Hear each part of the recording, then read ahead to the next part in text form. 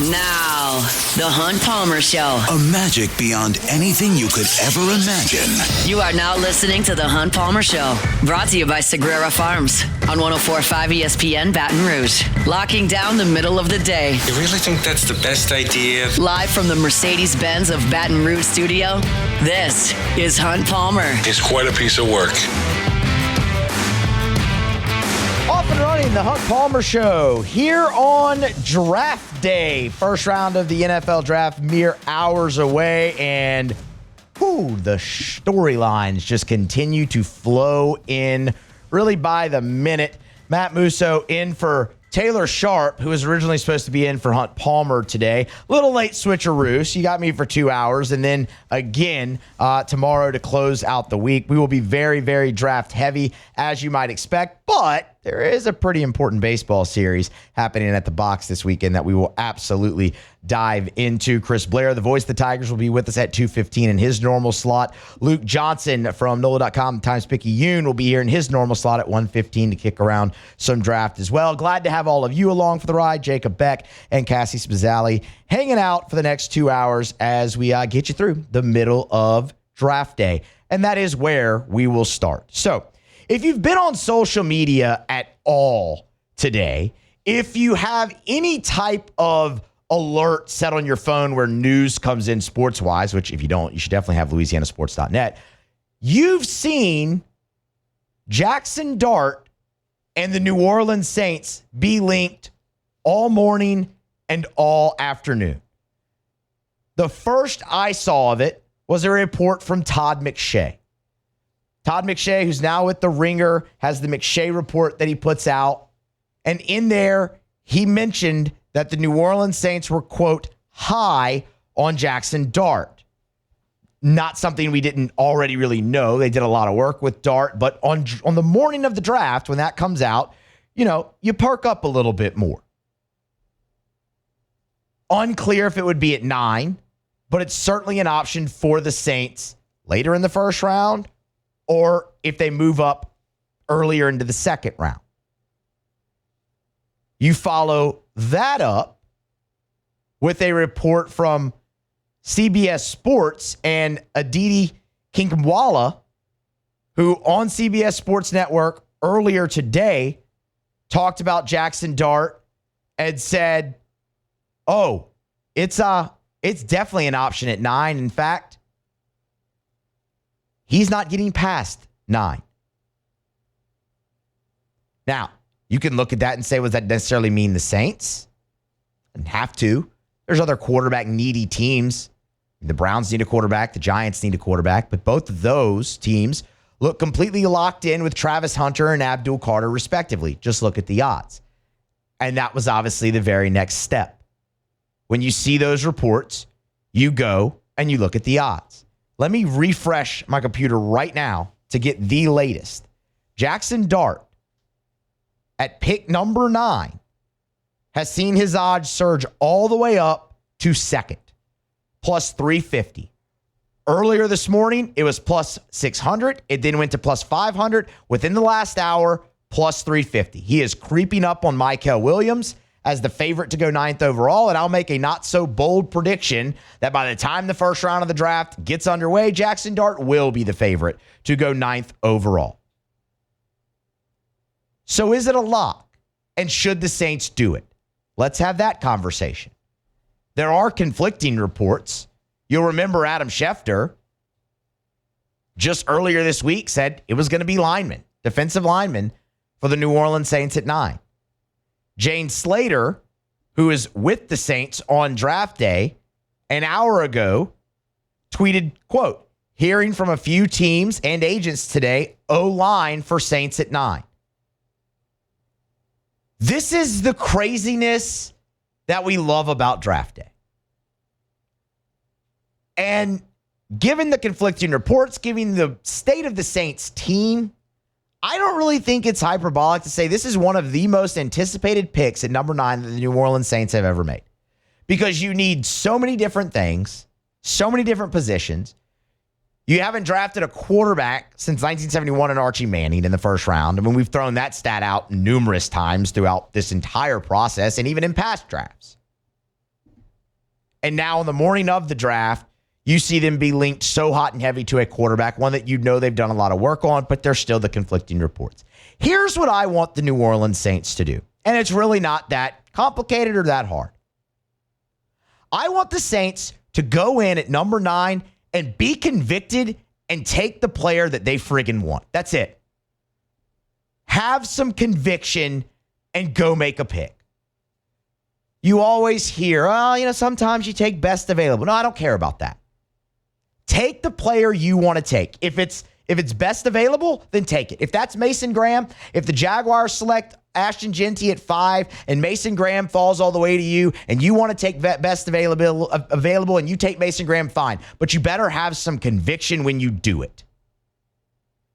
If you love Jackson Dart, if Kellen Moore loves Jackson Dart and that's his guy and he believes that's the franchise, then take him at 9.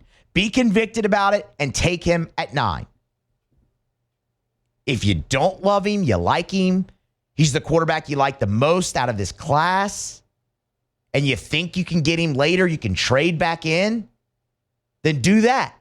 But be convicted when you do it and understand that you're taking a risk. There hasn't been much conviction in the moves for the New Orleans Saints as of late. You can look at free agency and things that they've done. Hell, you can look at the quarterback situation right now with Derek Carr and restructuring his deal and now all the conflicting reports about, he wants to be traded. He didn't really want the restructure. There's nothing there. Go back to the coaching search. They wanted Aaron Glenn. They felt really convicted about that, but Aaron Glenn didn't feel convicted about coming to the New Orleans Saints, and he didn't do that. This is the one thing you can really control the most. When you look at odds and everything surrounding Jackson Dart, he will be there at 9 if you believe the odds. The draft is very unpredictable. I get that. But on draft day, when you see the Giants minus 1,400 to take Abdul Carter, it's a pretty safe bet. They're taking Abdul Carter. When you see the Browns minus 5,000 or whatever to take, Travis Hunter, 2,500. I overestimated there a little bit. It's a pretty safe bet they're taking Travis Hunter. So if Jackson Dart's your guy, take him at 9. Why put the risk in there? Would I totally agree with you taking him at 9? Probably not. Because I think if he's there, he'll be there elsewhere.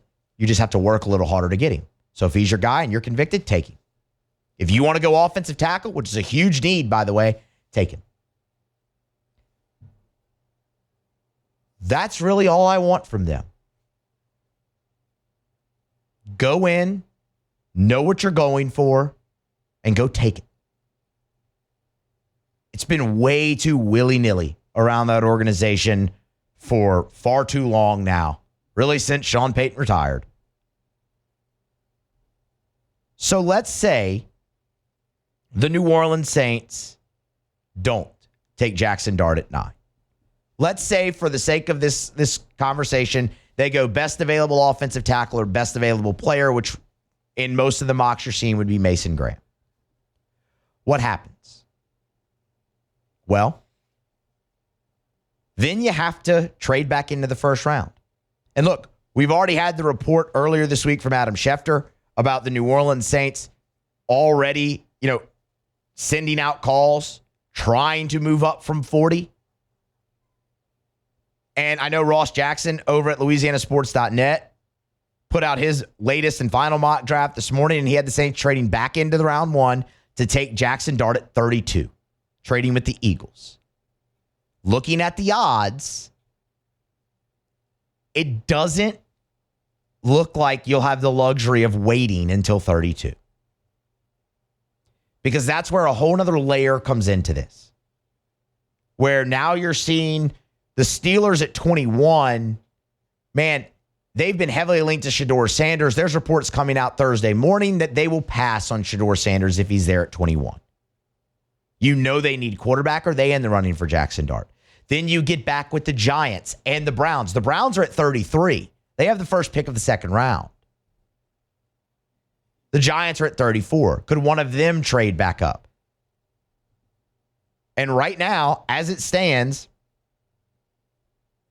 You look at Jackson Dart's.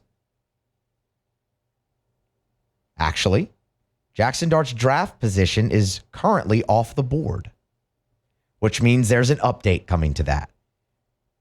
Before I walked in here to do the show, it was at 24.5, and under 24.5 was minus $1.75 and continuing to move toward a heavier favorite. The Saints are going to have to get into the 20s, most likely, I think, to draft Jackson Dart if they do not take him at 9. Who has the 20th pick? The Denver Broncos. You know there's a relationship there with Sean Payton, with Mickey Loomis. Not to say that just immediately gives you in the inside track. And for what it's worth, Adam Schefter has also reported that the Broncos are taking calls about the 20th pick. With the Steelers now being reported to pass on Shedeur Sanders, Broncos at 20 really seems like a spot where you'd have to go. Because the Steelers need a quarterback. The Giants want to trade back in. They need a quarterback. And Brian Daboll reports there as well that he's high. You've seen Jackson Dart's odds climb for the Giants as well. He's still got the 4th best odds there. But if you don't take him at 9 and you try to finesse things, which again, I don't want you to do. I want you to go in there, know what you're doing, have conviction, and make the pick. But if you try to finesse things, understand you're taking a risk. And that 32 might not be the option anymore for you to trade back into the first round. It might have to be earlier and in the first round. I'll try to get you an update later throughout the show on Dart's draft position odds, where that goes. I just refreshed again, and he's still off the board. But y'all, there's a lot of anticipation for this pick tonight at 9. Probably be around 8:20, 8:30 this evening when the Saints finally go on the clock. And what happens before them will absolutely dictate, although it looks pretty set. The only thing, the question that they have left to answer is, do you love Jackson Dart? Is he your franchise? Is he your guy? And if he is, and you feel that convicted, why not just take him at 9 and eliminate all the rest of the risk? You have bigger needs. But if that's your guy, man, go take him. That's really the only thing I want to see. You have so many needs. You can't go wrong in this. Like, you could take any position and we'd look at it and go, well, you needed that. So find the one you love the most and make that pick at 9. All right.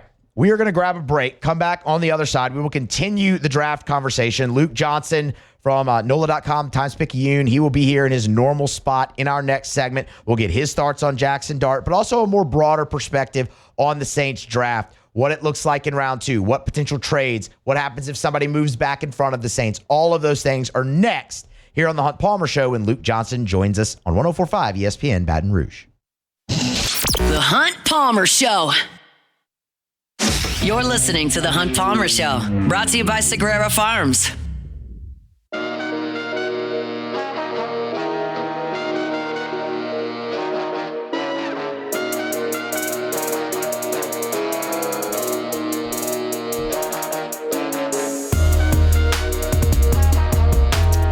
Back here at the Hunt Palmer Show, it is draft day. Musso in for Hunt.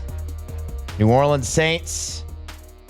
Boy, there's a lot of buzz around that number 9 pick already here this morning and into the early afternoon. We welcome on Luke Johnson, New Orleans Times-Picayune, and of course NOLA.com on Twitter at @ByLukeJohnson. Luke, we appreciate the time. How are you?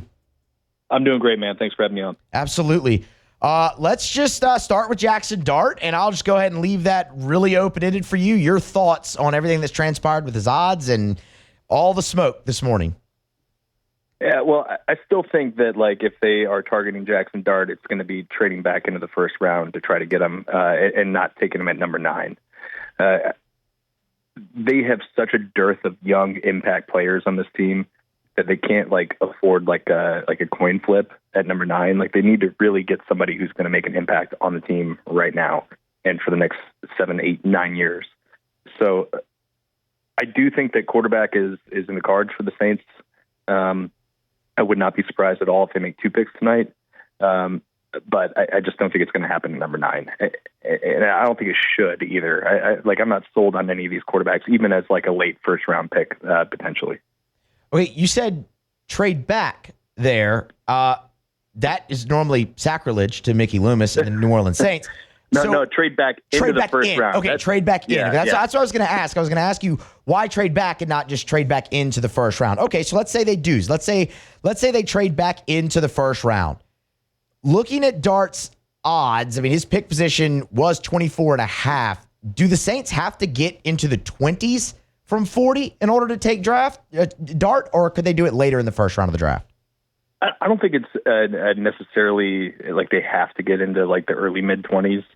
I think the team that everybody's looking at is the Los Angeles Rams. Obviously, Stafford's nearing the end of his career. You look at a player like Dart, who I think he's only 21 years old right now, or he's early 22. He's somebody who you could envision sitting a year or two learning behind a Matt Stafford type. Like you can see why the Rams would be interested there. I think the team really to watch out for is Pittsburgh. They've been connected to Shedeur Sanders this whole time. But they might, it just kind of depends on their draft board. Like they might prefer Jackson Dart. And if he's gone at 21, then it kind of changes the calculus. And this is all assuming the Saints are all in on Jackson Dart and not somebody like Tyler Shuck or Shedeur Sanders or somebody like that. So there's just like a lot of different ways this can go in the back, like the late last quarter of the first round. But I think that's where they would have to go to target a bit, because we don't think the Giants or the Browns are going to take a quarterback at 2 or 3, but they own the first 2 picks of the second round. So you'd almost have to get in front of those 2 teams to make sure that you're giving yourself a chance. And those teams might try to trade up too. Yeah. So there's going to be some competition there for it, I'm sure, which is going to drive the price up. Talking with Luke Johnson. He's on Twitter at @ByLukeJohnson. Luke, in your time covering the team, where would you place the anticipation for this pick at number 9, given all the needs for the Saints and, again, all the smoke this morning and into the afternoon? Where would this one rank for you in your time covering the team? Probably, if it's not first, it's like a tie for first. I remember the Chris Olave pick. That was, I think, number 11 in the 2022 draft. And I think a lot of people anticipated it'd be Chris Olave, but that was like the highest pick they'd had in a long time. And they were still, they were coming off of a down year in 21, but they were still only 1 year removed from like this excellent 4-year run. And you could still see like kind of the bones of the team. So like that one was exciting. And I'd put this one right there with it. It's definitely a lot more exciting than a lot of these back end of the first round type picks they've had, where you just have no idea who's going to be there. This one, I think one of the reasons that makes it really exciting is because they could go any direction with this. Yeah. So they could take a lineman, or they could take a tight end, or a running back, or a receiver, or a corner. They could go literally any direction. I think that's why we're seeing like all these mock drafts just kind of all over the place. So if it's not quarterback or Jackson Dart at number 9, what do you think the Saints do at 9? Well, what I think they'll do is I have no idea. Just because of what I just said. They have so many different areas they really need help on this team. What I would do if I were them, obviously depending on who's on the board, but I love Tyler Warren. There's a certain level of safeness with him that I don't think you're going to get out of somebody like Michael Walker or the 3rd or 4th tackle taken in this draft. I think he's going to be a plug and play immediate contributor, not like Brock Bowers level last year, but really, really good player and a 3-down player, and somebody you can trust to play wide tight end, or you can move into the slot, or you can put him out wide, or you can put him he played wildcat quarterback at Penn State. And I think with somebody as creative as Kellen Moore calling the offensive plays, I think that's really, really exciting as a possibility. And he's one of kind of 4 guys who, if he's there, I'd be sprinting to the podium. And it's him, it's Mason Graham, the defensive tackle from Michigan. It's Ashton Genty, who I really don't think is going to be there, and Jalen Walker, the edge rusher from Georgia. I think those 4 guys all have a possibility of being there. They're not all going to be there. Maybe only one of them will be there. But I think one of those 4 guys will be there, and I would be very excited about any of them. I'm less excited, if Will Campbell or Armand Membu slides, I'd be okay with that. But I'm less excited about Kelvin Banks or the two Josh tackles, Josh Simmons and Josh Connerly. I'm not as into them as others are. And I'm really looking for somebody who I know is going to be an impact player in the NFL for a better part of the next decade. Great segue, because tackle is where I was going next. Obviously, with Mickey Loomis announcing on Wednesday that the Saints are not picking up Trevor Penning's fifth-year option, we all knew that tackle was a position of need. How much greater of a position of need is it now in this draft, given that news? I don't think it's necessarily much higher on their need scale. I don't think there was ever any chance that we're going to pick up the fifth-year option on Trevor Penning. Even if they like the idea of him starting, he's only played at a decent level one out of his 3 NFL seasons, and you don't commit $16 million in 2026 to that kind of player. But I don't think that rules him out from being their starting right tackle next year.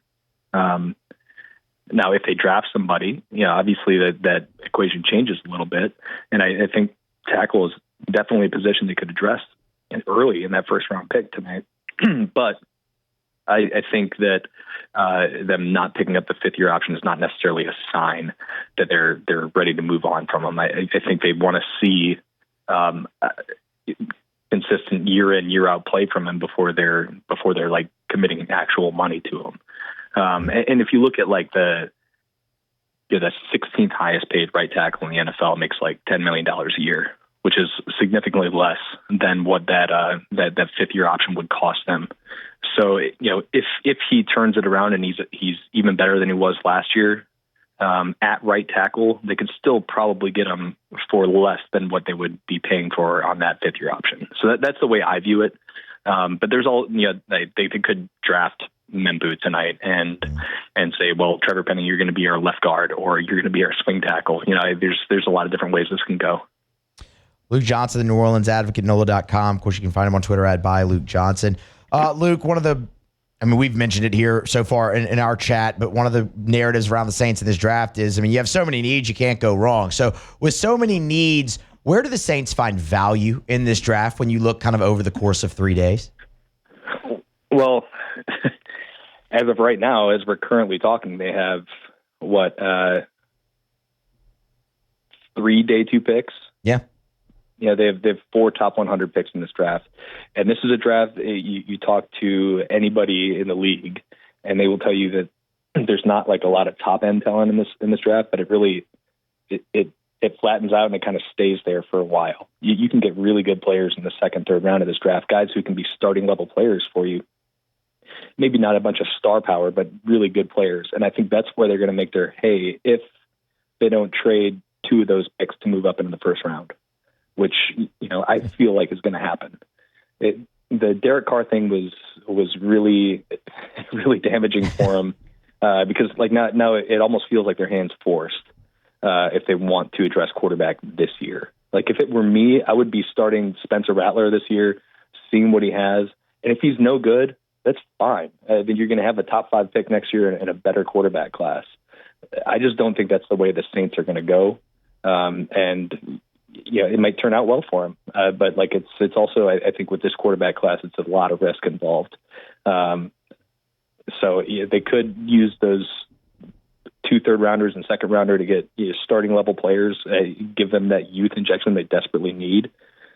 I don't think they're going to do that. I think they're going to use those assets to move back up. Last one for you here, Luke. Again, kind of a more broader perspective. Is there one position that you view on the Saints team that maybe not enough of us are talking about, that you view as a bigger need than others might? Well, others might feel this way, but they need a starting corner out of this draft. They've got essentially 2 guys on their roster who they know they can count on to play like starting caliber reps. I really like him as a depth piece. I don't want to go into the season counting on him as my number 3. Especially because, as we've seen over and over and over again with these Saints teams that have deep secondaries going into the season, injuries happen.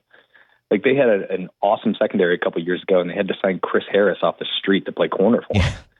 So, They need to be deeper there. And I don't know if that's I don't think that's something I would do at 9. I don't know if there's anybody I like enough at 9.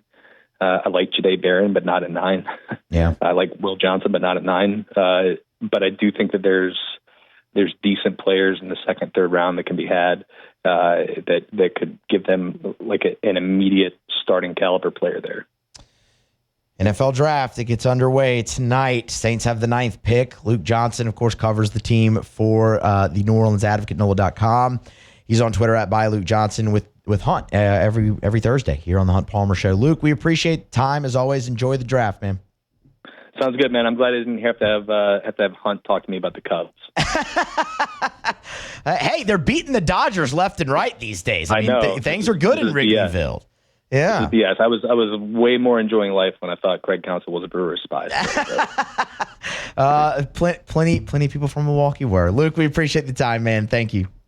Yep. Talk to you later. Absolutely.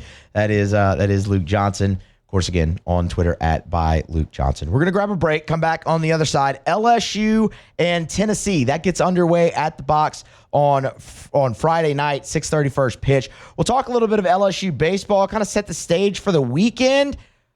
Where does LSU stand in the top 8 national seed race? We'll tell you that next here on The Hunt Palmer Show. The Hunt Palmer Show. This is The Hunt Palmer Show, brought to you by Sagrera Farms.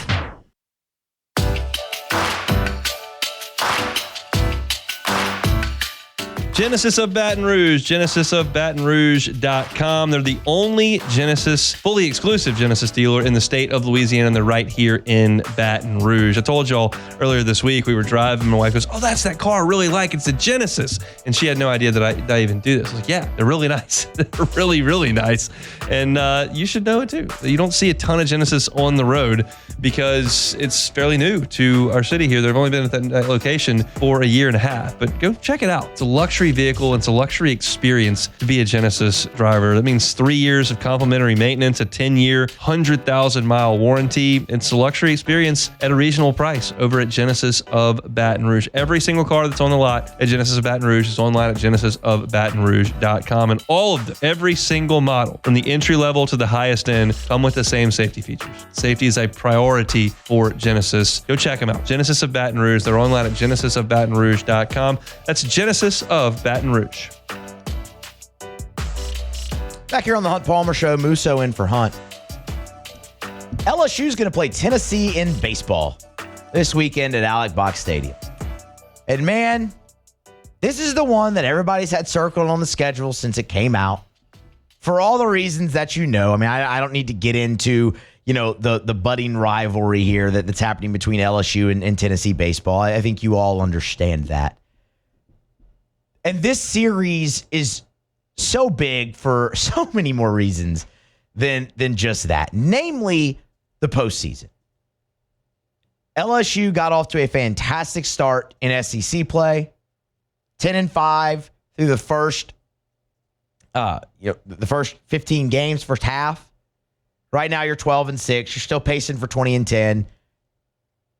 But this next stretch that you're going to enter, starting with Tennessee on Friday, then a trip to A&M, and then Arkansas at home. We started talking about this on Musso at the Box when we did the weekend recap for the Bama series. This stretch will determine where LSU is playing both postseason baseball and for how long they're playing it at that location. And what everybody wants, obviously, and I mean everybody, I don't just mean the fans, I mean Jay Johnson, his staff, the players, what everybody wants is to be doing that the first 2 weekends at Alex Box Stadium. In order to do that, you have to secure the top 8 national seed. So where does LSU stand in that race? And what do they need to do to lock in a spot? That's the conversation I really want to have right here. Because, look, it's easy to look at the product you've seen on the field from LSU the last 2 weekends in conference play, and it hasn't been great. There's no way around that. You've had struggles on the mound. You're now searching for a third starter. The last 6 SEC games, you've hit 172 with runners in scoring position. You're averaging 4.5 runs per game. In the last 2 weekends, you've struck out 54 times combined. A lot of that with runners at third and less than 2 out, which makes me want to beat my head against a brick wall. So there's really no shying away from that. And you can look at that and go, man, now you're in your toughest stretch. Good luck. But what there's also no shying away from is they're 12-6 in the league, and everything they want is still right in front of them. And you've seen them play really high-level baseball against really good teams this year on multiple occasions. So where do they stand? Well, in order to talk about that, in order to really dive into it and get a good grasp on it, a firm grasp, I looked at the latest field of 64 projections from multiple outlets, as well as went back 5 years and looked at the SEC's top 8 national seeds to determine exactly what LSU needs to do, not just in this 3-week stretch with Tennessee, A&M, Arkansas, but the final 4 weeks of the regular season in totality. D1 Baseball on Tuesday afternoon released their latest field of 64. In it, LSU was the number 4 overall national seed, firmly in.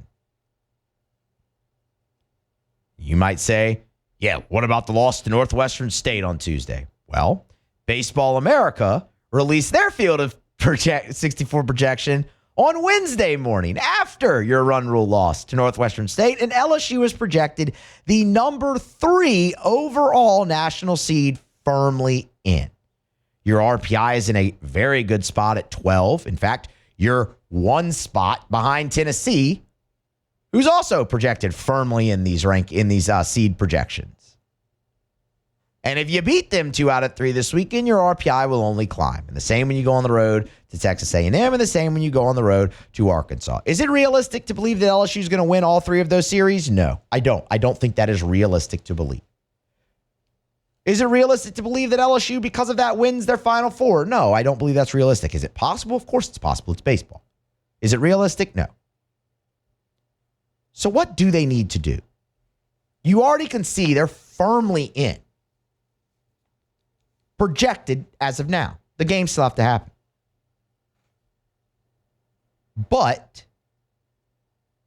the last 5 years paint a much clearer picture. And I only went back 5. I could have gone back further. I only went back 5 because after that, it was like, yeah, okay, the picture's clear. Like it's not, you're not going to get anything new going back to, 2018 and 2017 and it is what it is. The last 5 years, the SEC has had 19 total top 8 national seeds. Of those 19, 13 of them had 20 or more wins. Right in line with what we always say, 20-10. Now, there are some outliers in that. A year ago, both Tennessee and Kentucky were 22-8. Of course, Tennessee in 2022 is 25-5. Vanderbilt in 2019 had 23 wins. Arkansas had 22-21. Those are your outliers, those 5. The rest were at 20-10. Of the 19 top 8 seeds, 5 of them had 19 SEC wins, including Texas A&M a year ago at 19-11, LSU and Vanderbilt both in 2023 at 19-10 and 19-11 respectively, A&M again in 22 at 19-11, Vanderbilt in 2021 at 19-10. The only reason you didn't have one in 2019 is because after you got through Vandy, Georgia, Arkansas, and State, who all had 20 or more wins, the next closest was LSU at 17. You didn't have the option there. 19, you're in a pretty good spot. The last 4 years, there's been at least one SEC team be a national seed with 19 wins. And you could ask, well, there's more teams in the league. How does that change the selection process? And that's a very good question. And that's a question we won't truly know the answer to until Selection Monday on Memorial Day. But where I think you see that really impact is just the overall number of teams that you get in. If anything, that strengthened the league and is only going to strengthen the record of 19-11. There's one more caveat to throw out. Because there's an outlier. And it's a big outlier. And I don't think it's realistic to believe LSU can get there with this total. But you might notice, okay, 13-5, that's 18. There's one team left. How many wins did they have?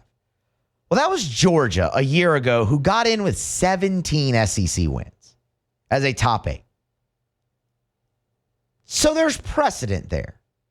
Do I think that's in the cards for LSU? No. If LSU finishes with 17 conference wins, they're not going to be a top 8, and they'll be on the fringe of hosting a regional. You would have just lost too many pivotal series down the stretch. Georgia a year ago was on an 8-game conference winning streak before they headed into the final conference weekend, and that was against Florida. And they lost 2 out of 3, and then went to the SEC tournament and lost to LSU in their opener. But that 8-game stretch had done enough for them to get them to that point, and they were knocking on the door of being able to get to 19. Ultimately, it didn't happen, but again, that stretch was enough in the committee's eyes to get them there. LSU's not in that type of position. But that is an outlier. And I found it very interesting and worth noting. So what does LSU need to do? I've already told y'all, 20-10, you're locked. 20-10, you're top 8, no doubt. That puts you at 6-4 down the stretch. What's more realistic is 19-11, which all you have to do for that is go 5-4 down the stretch. The way I look at it, you really need to win your home series. You really need to win the series against Tennessee and against Arkansas.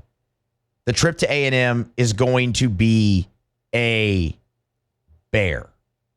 Nobody wants to see that team right now. They're going to have revenge on their mind against you because you knocked them off when they were number 1 a year ago and did it pretty unceremoniously.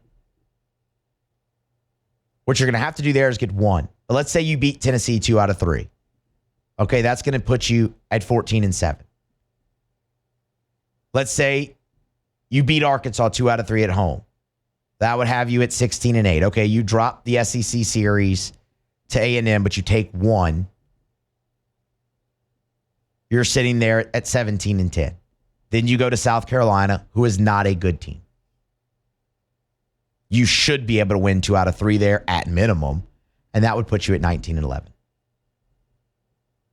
And 5-4 down the stretch. I know nobody wants to hear 5-4. You want to go 6-4. You want to get that, hell, you want to win them all. But you got off to such a good start that 5-4 is very doable. In order to do that, you have to play better baseball. LSU has got to get runners home. I'm not asking you to go out there and hit 350, 400 with runners in scoring position against Tennessee because, quite frankly, I don't think that's in the cards. Runs are going to be at a premium this weekend at the box. But, man, when you have a runner at third and less than 2 outs, he has to score this weekend. And from here on out. You have a chance to be aggressive on the base paths or with a squeeze bunt to get that runner home when you're struggling to score him from third, less than 2 outs, do it. Can somebody in the bullpen besides Zach Cowan and Kason Evans finally raise their hand and say, I'm the guy that's going to be consistent every time out there? If those things happen and you revert back to some of the ball you played earlier this year when you were 31-3 and ranked number 1 in the country at one point this season, 5-4 is more than doable for this LSU team. You're in a great spot right now. But these next 3 weeks and 4 weeks to an extent will tell the story. Right now, you're good. And it's about the play and the execution. The other thing that I'll punctuate this segment with very quickly is the teams you're competing with, Vanderbilt, Tennessee, Texas, Arkansas. Texas is a lock, but Arkansas, they all have incredibly tough back halves of the SEC. So the math on this could change. Now, Arkansas still has to play Texas. They still have to play LSU and Tennessee. They have those 3 series in a row, their final 3 weeks. They're not going to win all those. Tennessee, they have a bear of a schedule as well. Vanderbilt. Those 2 teams still have to play each other also. The math on this could change a little bit. But right now, before you enter the toughest stretch of your season, that's where you stand. You're in a really, really good spot. And now it comes down to your play and your execution getting back to where it was earlier in the year when you were undoubtedly one of the top teams in America. Get started on Friday night. We'll see. We're going to grab a break, come back on the other side. We'll close out hour number 1 of the Hunt Palmer Show next here on 104.5 ESPN, Baton Rouge. The Hunt Palmer Show.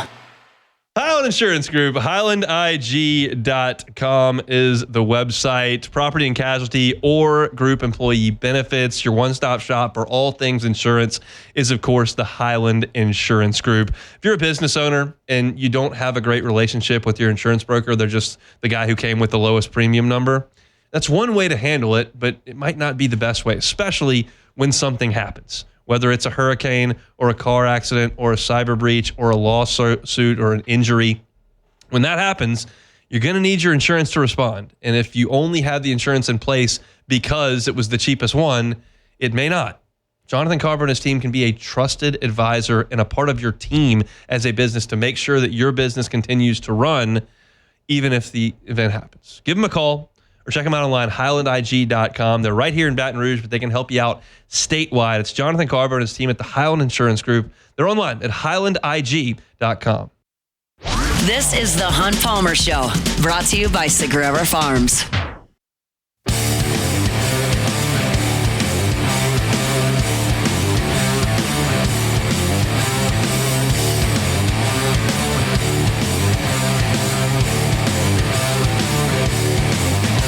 Number 1 of the Hunt Palmer Show here on Draft Day. We do have some more changes to the odds already in the NFL Draft. We'll get you kind of a roundup of that here in the next hour. Actually, to start next hour, Chris Blair still to come. We'll dive back into LSU and Tennessee as well when we chat with the voice of the Tigers here in hour number 2. We haven't even talked about the LSU guys in the draft, so we'll do that a little bit with Chris Blair, and I have some thoughts as well. I mean, Will Campbell's set to make history tonight for LSU in the NFL draft.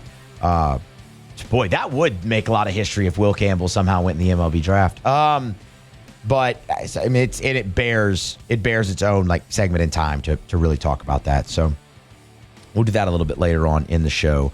Also, while we have a few minutes, right here to close out hour number 1. Did want to pass this along.